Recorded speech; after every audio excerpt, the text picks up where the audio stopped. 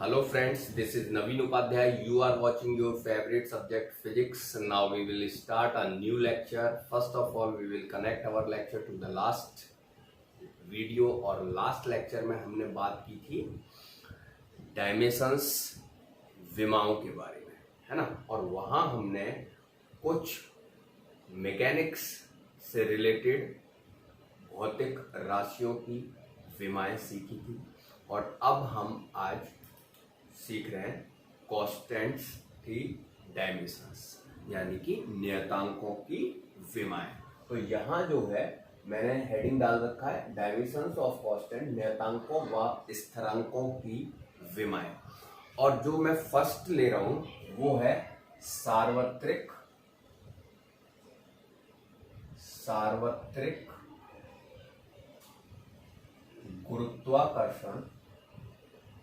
गुरुत्वाकर्षण नियतांक। ठीक है, सार्वत्रिक गुरुत्वाकर्षण नियतांक। तो सार्वत्रिक गुरुत्वाकर्षण नियतांक जिसको हम बोलते हैं यूनिवर्सल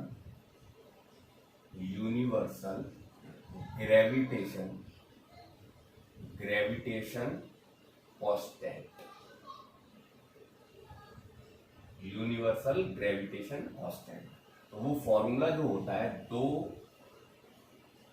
द्रव्यमानों के मध्य लगने वाला गुरुत्वाकर्षण बल, उसका फॉर्मूला होता है F is equal to G m1 m2 upon r square.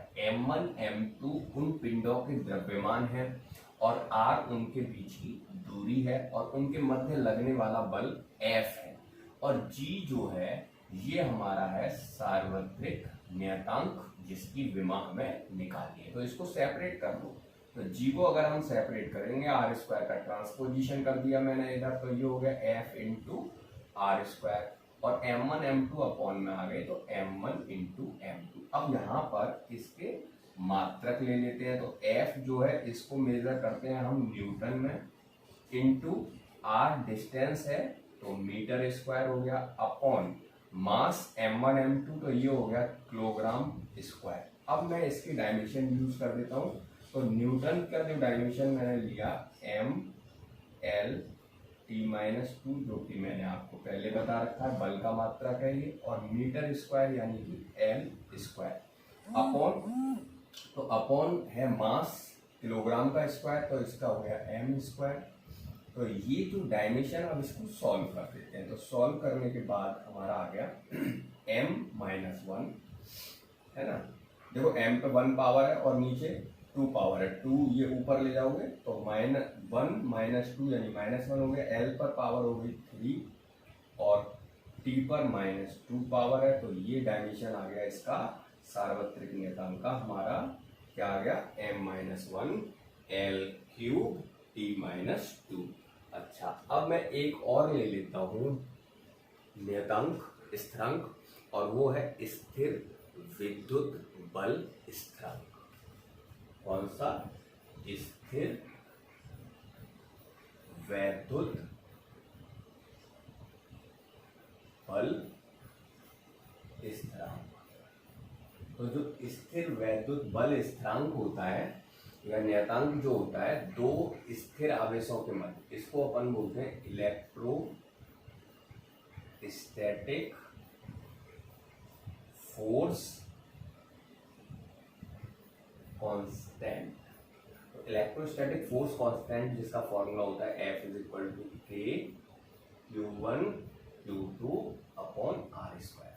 तो यहाँ अगर अपन K है स्थिर विद्युत बल स्थिरांक, Q1 Q2 वो आवेश हैं, उनके बीच की दूरी R और उनके मध्य लगने वाला बल F। K की हमें विमा निकालनी है। तो K को अगर मैं सेपरेट कर देता हूं तो ये हो गया F into R square upon F into R square upon Q1 Q2। तो K is equal to F का मात्रक हो गया अपना newton into metre square upon coulomb square. देखो ये जो है आवेश, Q क्या है यहाँ पे? आवेश है। आवेश का मात्रक होता है एम्पियर इंटू सेकेंड। तो एम्पियर इंटू सेकेंड का स्क्वायर। अच्छा एक चीज बताऊं तो मैं, हियर क्यू क्या है, आवेश, आवेश यानी कि चार्ज, यहां क्यू आवेश है, और आवेश जो होता है Q इज इक्वल टू होता है आई टी यानी कि एम्पियर इंटू सेकेंड। इसको अपन कूलाम भी लिखते हैं, कूलाम है ना, इसको हम और क्या लिख सकते हैं इस मात्रा को, एम्पियर इंटू सेकेंड जो है कूलाम भी हो सकता है ना। तो अब इसका जो, अब इसकी विमा लिख दो बेटा, तो बल की विमा क्या होती है, न्यूटन, जिसका मात्रक है M L T minus two, ठीक है, सिंपल। अच्छा मीटर स्क्वायर यानी कि L square upon ampere into second यानी ए स्क्वायर और टी स्क्वायर। एम्पियर तुम्हारी मूल राशि है जिसका हम सिंबल यूज करते हैं ए। तो अब जो के है, के जो है अगर इसको सॉल्व कर देंगे तो के की जो विमा है वो आ जाएगी माय डियर क्या, एम वन, एल पर कितनी पावर हो गई, 3 हो गई पावर, और टी पर कितनी पावर हो गई, -4 पावर हो गई, और ए -2। तो ये डायमेंशन आ गई अपनी स्थिर विद्युत बल स्थिरांक की। अब हम आगे चलते हैं, दो और स्थिरांक जिनकी मैं बात कर रहा हूं, एक है अपना घर्षण गुणांक, फ्रिक्शन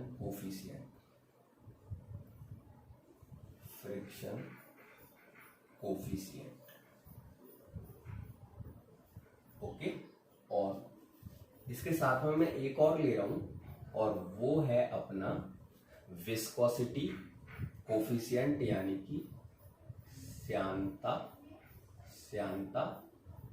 गुणांक, विस्कोसिटी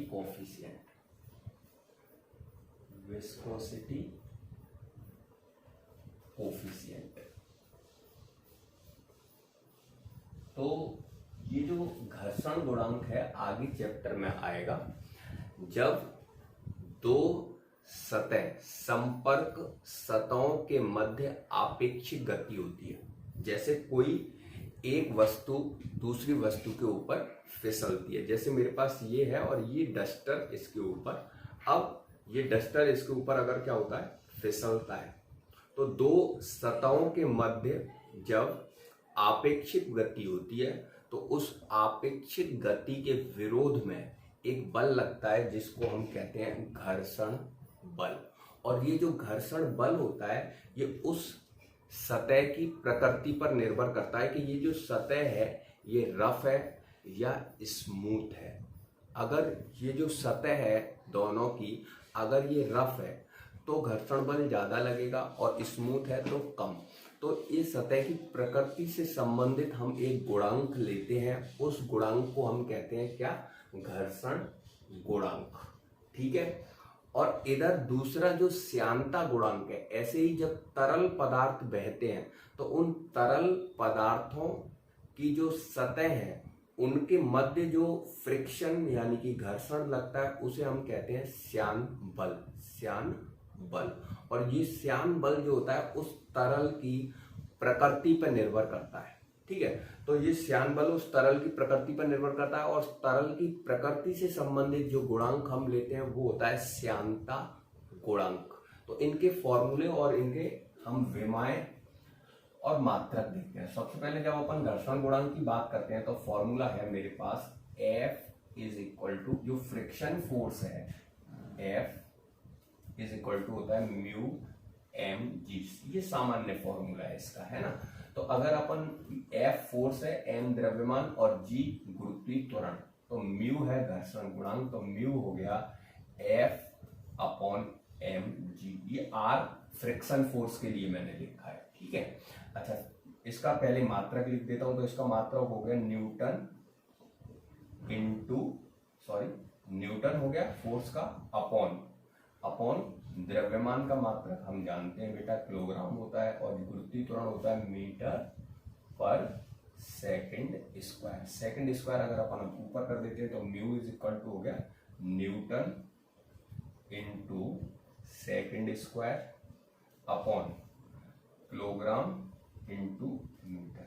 तो अब मैं इसकी विमा ले लेता हूं, तो म्यू इज इक्वल टू हो गया newton M L T minus two, ये न्यूटन का हो गया, इंटू सेकेंड स्क्वायर यानी कि टी स्क्वायर हो गया, अपॉन अपॉन हो गया किलोग्राम यानी एम, और मीटर के लिए अपना आ गया क्या एल।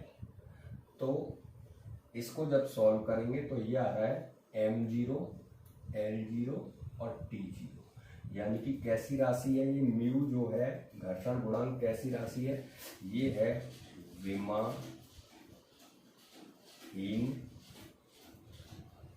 विमाहीन यानी कि डायमेंशन लेस क्वांटिटी है, इसकी कोई विमा नहीं है ना।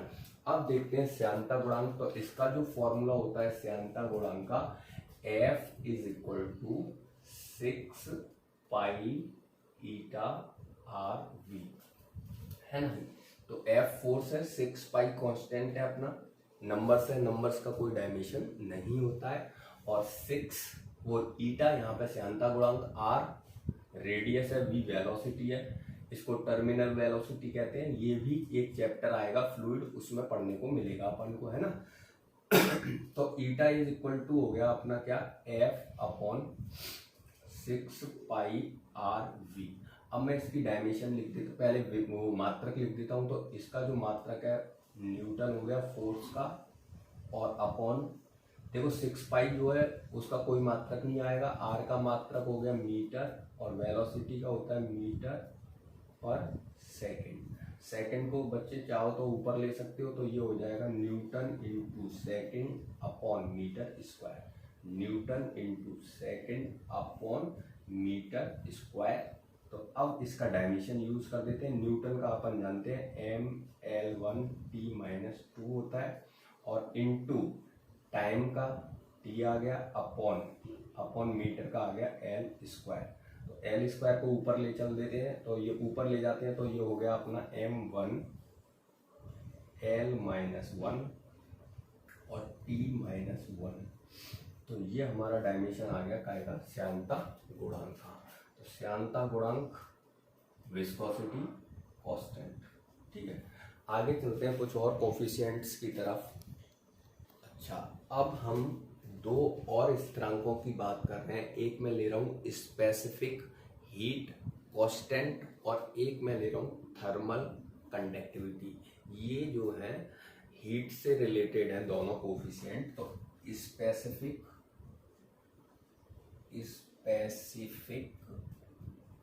हीट कांस्टेंट, ठीक है। स्पेसिफिक हीट कांस्टेंट इसको अपन बोलते हैं विशिष्ट ऊष्मा धारिता, विशिष्ट ऊष्मा धारिता।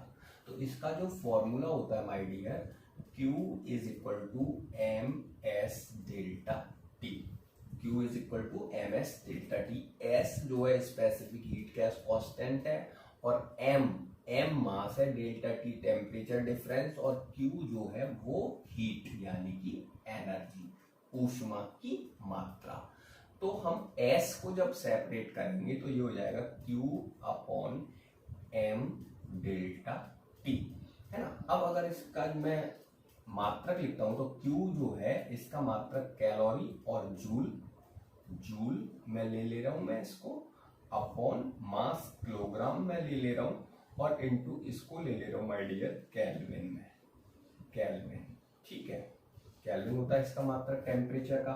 अब इसकी डायमेंशन यूज करते हैं। तो स्पेसिफिक हीट कांस्टेंट की देखो जूल कार्य का मात्रक है, तो इसका मैंने तुम्हें कभी बताया हुआ ml स्क्वायर T माइनस 2 होता है, अपॉन किलोग्राम के लिए हमने m यूज कर लिया, और केल्विन के लिए K, ये ताप का मात्रक है, और ताप मैंने बताया था मूल राशि, और इसकी जो डायमेंशनल सिंबल है वो K लेते हैं। बहुत सी बुक्स में थीटा भी हो सकता है, तो आप इसका डायमेंशनल सिंबल यूज करके। अब इसको अगर ऊपर ले जाते हैं तो S इज इक्वल टू आ गया, पहली चीज तो M0 हो गया और L2 हो गया और T-2 और K-1।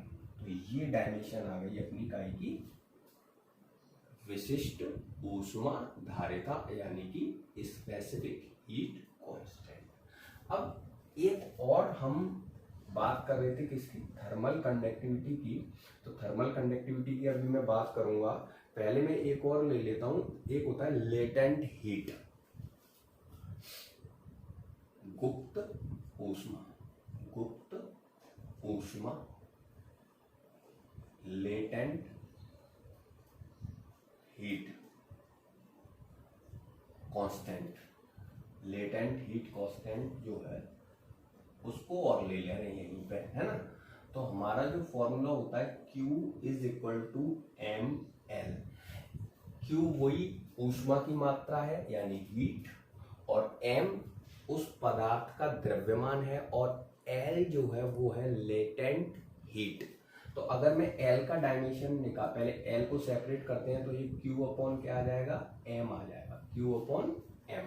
अब इसके हम मात्रक बना लेते हैं, तो L इज इक्वल टू हो गया Q, जिसको हम काय में मेजर करते हैं, जूल में, और अपॉन किलोग्राम, है ना। अब इसकी विमा यूज कर ले रहे हैं, तो जूल की विमा अभी बताइए मैंने, ml² T-2 होती है, ठीक है, और अपॉन किलोग्राम के लिए आ गया m। अब मैं इसको अगर सॉल्व कर देता हूं तो ये सॉल्व करके इसकी वैल्यू आ जाएगी my dear m0 L² T-2, m0 L² T-2, है ना। अब चलते हैं अपन आगे। तो मैं और एक और कांस्टेंट की बात कर रहा हूं, coefficient of thermal conductivity, coefficient of thermal conductivity. देखो ये जो मैं विमाएं बता रहा हूं, ये जब आपको फॉर्मूला पता होगा तभी निकाल पाओगे। तो आगे ये चैप्टर्स में सारे फॉर्मूले आने वाले हैं। एक हीट चैप्टर है जो अपनी 11th की सेकंड बुक है, उसमें उस चैप्टर्स के अंदर जहां हम पढ़ेंगे क्या चीज, ऊष्मा का संचरण, ऊष्मा संचरण, thermal conduction.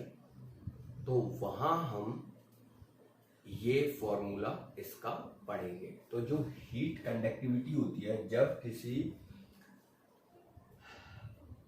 High temperature object को किसी लो टेम्परेचर ऑब्जेक्ट के कांटेक्ट में ले जाते हैं, तो जो हीट ट्रांसफर होता है उसकी जो दर होती है हीट ट्रांसफर, है ना, वो जो है delta Q upon delta T is equal to होता है KA delta T upon delta X, है ना। ये इसका फॉर्मूला होता है KA delta T upon delta X।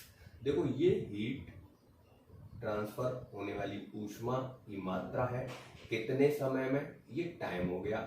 K हमारा थर्मल कंडक्टिविटी कोफिशिएंट है, और A जो है संपर्क क्षेत्रफल है, डेल्टा T ताप, और डेल्टा X उन संपर्क सतहों के बीच का डिस्टेंस है। तो अगर मैं इसको सेपरेट करूंगा माय डियर, तो K को अगर मैं सेपरेट करता हूं तो डेल्टा X ऊपर जाएगा, डेल्टा T नीचे आ जाएगा, तो ये हो जाएगा delta Q upon delta T, ये तो है ही है ना। ये delta X upon delta T, और ये 1 अपॉन A और आ गया, है ना। अब इसका पहले मात्रक बनाते हैं, तो इसका मात्रक बनेगा माय डियर, ये तो होता है जूल पर सेकंड, सेकंड आ गया, और ये हो गया मीटर, और अपॉन ये डेल्टा T टेम्परेचर, इसका हो गया केल्विन, ठीक है, इनटू 1 अपॉन A यानी कि मीटर स्क्वायर। अगर चाहोगे तो इसको थोड़ा सा अपन सेट कर दे रहे हैं, मीटर -1 ऊपर हो जाएगा, नहीं तो ये हो जाएगा जूल इनटू मीटर -1, ठीक है, अपॉन सेकंड इनटू केल्विन। ये अगर नहीं भी करना है तो तुम इस लाइन में भी रख सकते हो, बोलो क्या कहते हो। इस लाइन में भी अपन रख सकते हैं केल्विन, है ना। तो अब यहाँ पे मैं विमा रख रहा हूँ, तुम चाहो तो इस लाइन में भी विमा रख सकते हो डायरेक्ट भी। तो डायरेक्ट अगर लगाओगे तो जूल है M L square T minus 2, ये तो हो गई जूल, इनटू मीटर एल हो गया, अपॉन अपॉन अपन चलते हैं तो ये सेकंड का टी आ गया, केल्विन का के आ गया और मीटर का एल स्क्वायर आ गया। ठीक है कि नहीं। अब इसको जरा सॉल्व कर लो। तो जब तुम इसको सॉल्व करोगे तो ये हो जाएगा क्या, देखो जरा सॉल्व करके। तो m1, ठीक है। अच्छा l पे ऊपर 3 पावर है, नीचे 2 पावर है, तो l पर 1 बच गई। अब t देखते हैं, t पे -2 है और एक t नीचे भी जो है, तो इसको ऊपर ले जाएंगे तो -3 हो गया, t -3 हो गया और k -1, है ना। तो इसका जो डायमेंशन आ गया m1 l1 t -3 और k -1। तो ये है थर्मल कोफिशिएंट ऑफ थर्मल। इसको हम हिंदी में बोलते हैं बेटा ऊष्मा चालकता गुणांक, ऊष्मा चालकता गुणांक। अच्छा, जैसे ये ऊष्मा चालकता गुणांक है, इसको फॉर्मूले को दोबारा लिख देता हूं, delta Q upon delta T is equal to K A delta T upon delta X, है ना। तो हमें क्या कह रहा था कि हम जैसे ये ऊष्मा चालकता गुणांक है, ऐसे ही विद्युत चालकता भी होती है, एक विद्युत चालकता, है ना। मैं विद्युत चालकता की जगह आपको एक प्रतिरोध का बता देता हूँ, है ना। प्रतिरोध, विद्युत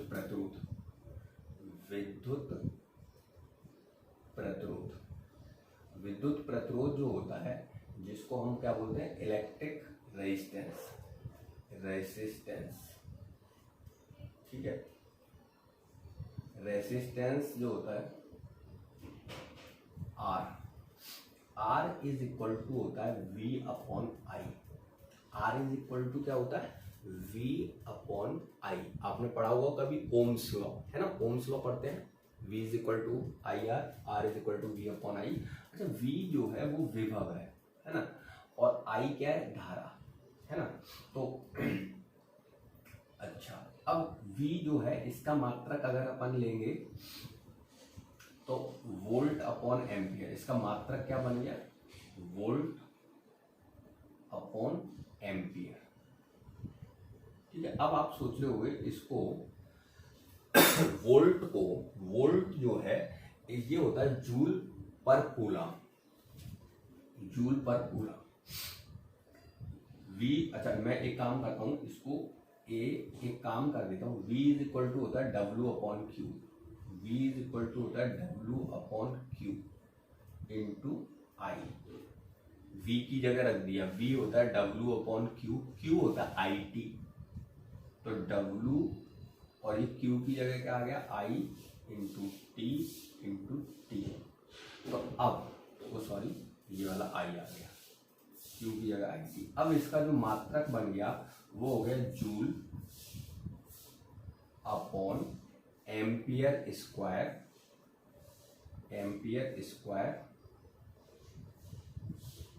इंटू सेकेंड, ठीक है। अब विमा रख देते हैं, तो इसकी जूल की विमा क्या हो गई, ml square T -2, ampere square यानी A स्क्वायर और टाइम यानी T। तो अब इनको जरा सॉल्व कर देंगे, तो T अगर ऊपर ले जाते हैं तो T की पावर -3 हो जाएगी और A -2 हो जाएगा, तो ये आ गया ml स्क्वायर T -3 और A -2, ठीक है। तो ये जो है अपना आ गया क्या, विद्युत प्रतिरोध। अब तुम बात कर रहे थे किसकी, विद्युत चालकता की। तो विद्युत चालकता जो होती है, अगर हम वो भी देखना चाहें तो यहाँ निकाल सकते हैं विद्युत चालकता को। अच्छा, इलेक्ट्रिसिटी से रिलेटेड मैंने एक और स्थिरांक लिया है यहाँ पे, वो है प्रतिरोधकता, रेसिस्टिविटी, है ना। रेसिस्टिविटी जो होता है उसको हम कैसे निकालते हैं, R इज इक्वल टू होता है रो L अपॉन A। तो रो R प्रतिरोध है जिसका अभी मैंने निकाला है प्रतिरोध की विमा, रो प्रतिरोधकता है, L लंबाई, A अनुप्रस्थ क्षेत्रफल है। तो रो इज इक्वल टू हो गया R A अपॉन L, है ना। अब अगर इसका मात्रक बनाऊंगा माय डियर, तो ये हो गया R जो है इसका मात्रक होता है ओम। R जो है इसको, इसका जो मात्रक होता है उसको हम क्या लिखते हैं, ओम। तो ओम, ठीक है। तो ये हो गया ohm into metre square upon metre, ठीक है। मीटर से एक मीटर कैंसिल हो गया, तो ये आ गया ओम इंटू मीटर। अब इसकी विमा रख देते हैं। ओम की विमा क्या है, M L square T minus 3 A minus 2, है ना, और इंटू मीटर, मीटर का आ गया एल। तो ये बेटा हो गया क्या, M L 3 T minus 3 A minus 2। तो ये जो है प्रतिरोधकता की विमा आ गई। अब ये प्रतिरोधकता, और प्रतिरोधकता का उल्टा होता है चालकता, है ना, जो हम बात कर रहे थे ना, क्या चीज, विद्युत चालकता, विद्युत चालकता। अभी मैंने एक पीछे बताया था ऊष्मा चालकता गुणांक, ये आ गया विद्युत चालकता। विद्युत चालकता यानी कि electrical conductivity.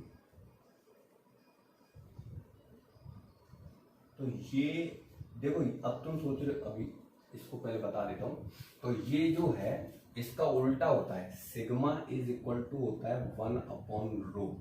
Sigma is equal to 1 upon rho. तो सिग्मा का मात्रक क्या आ रहा था, ओम इंटू मीटर। तो इसका मात्रक क्या आएगा, इसका मात्रक आ जाएगा my dear ohm into metre inverse, ohm into metre inverse. अच्छा, इसका डायमेंशंस क्या आएगा, तो सिग्मा इज इक्वल टू, ये ओम इंटू मीटर का जो डायमेंशन आया था वो क्या आया था, M L Q T minus 3, M L Q T minus 3 और M L Q T minus 3 और ए माइनस 2 आया था, ठीक है। अब इसका होल पावर कितनी हुई, -1। तो सिग्मा का जो मात्रक आ गया, सिग्मा यानी कि विद्युत चालकता, वो आ गई m-1 l - 3 t3 a2। तो ये आ गया अपना कौन सा, विद्युत चालकता। विद्युत चालकता अगर अपन देखेंगे इलेक्ट्रिकल कंडक्टिविटी, तो इलेक्ट्रिकल कंडक्टिविटी का ये डायमेंशन आ जाएगा अपना, है ना। अच्छा, अब मैं एक या दो और बताता हूँ, उसके बाद आगे बढ़। अब मैं लेता हूँ गैस स्थिरांक, है ना। अगर हम गैस स्थिरांक की बात करते हैं, गैस स्थिरांक, गैस कांस्टेंट जो होता है, ideal gas constant, ideal gas constant, तो आपने कभी पढ़ा होगा, जो PV इज इक्वल टू होता है nRT। P प्रेशर है, V वॉल्यूम है, वॉल्यूम यानी आयतन, P हो गया दाब, V आयतन, N जो है वो मोल मात्रा है, गैस के अणुओं की मोल मात्रा, और R गैस स्थिरांक है, और T ताप है। तो जो R को अगर मैं सेपरेट करूंगा तो ये बन जाएगा PV upon N into T।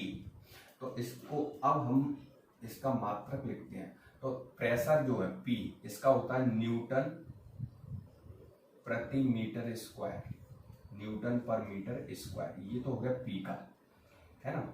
Into V volume है इसका हो गया metre cube 3 power n mole into T का होता है केल्विन, टी टेम्परेचर है, इसको मापते हैं केल्विन में।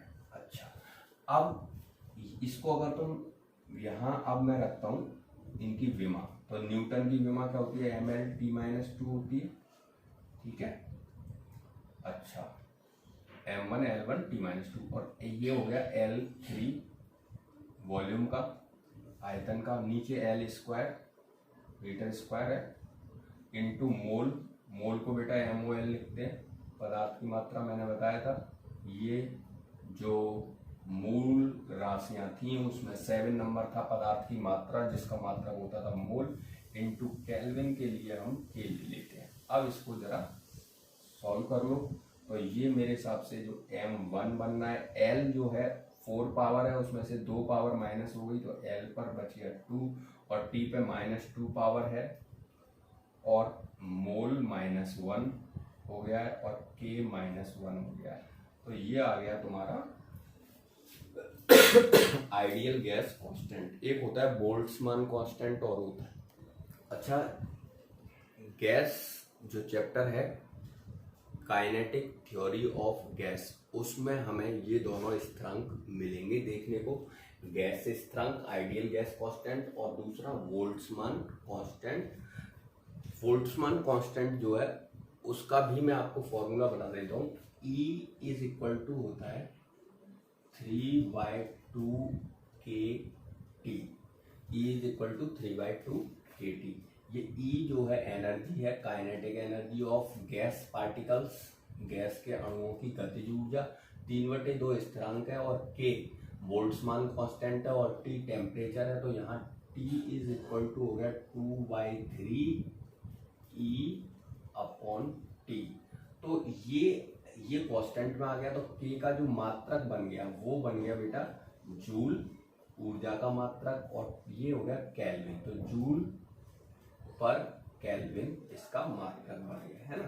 अब इसकी विमा बना देते हैं, तो जूल अपन जानते हैं mL² T-2 होती है ना, अपॉन केल्विन का मैंने K ले लिया और K को अगर ऊपर ले जाएंगे तो पावर -1 हो जाएगी, तो ये आ गया। अच्छा, ध्यान रखना यहाँ पे 2K आ रहा है, आप चाहो तो इसको जो केल्विन है इसको मैं थीटा से लिख ले रहा हूँ, कैसे लिख ले रहा हूँ, थीटा से, है ना, डबल K हो जाएगा, कंफ्यूज हो जाओगे। तो ये हो जाएगा m1 L² T-2 और थीटा -1, तो ये हो गया अपना K का डेरिवेशन, ठीक है। तो अब हम आगे चलते हैं और एप्लीकेशन सीखते हैं विमाओं के अनुप्रयोग।